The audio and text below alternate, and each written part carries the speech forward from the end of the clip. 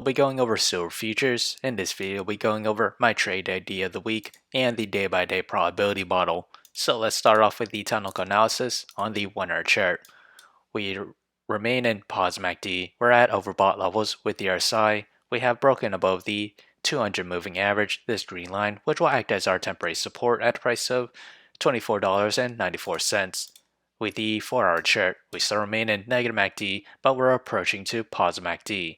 We're also nearing overbought levels with the RSI. As we extend that further to the daily chart, we remain in negative MACD.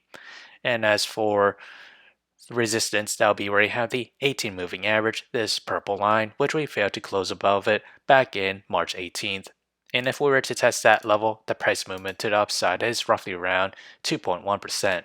As for the trade idea of the week, I'll be trading SLV, and my position size for it is less than 1% of my portfolio. My long entry is at $22.73, and that is this range here. My sell target is at $23.45, and my stop loss is at $22.44. On the other hand, if I were to open a short position, my entry is at $23.57, and that is this range there.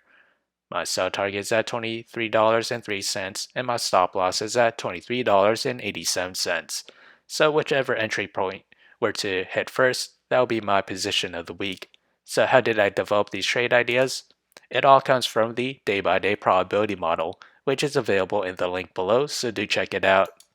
As we progress to the 5th day or week of trading, silver futures has a 29% chance to climb between 0 to 2%, a 43% chance to climb between 2 to 4%, and to the downside a 29% chance to fall between 0 to negative 2%. So if you enjoyed this content, feel free to like, comment, subscribe, and thank you for watching.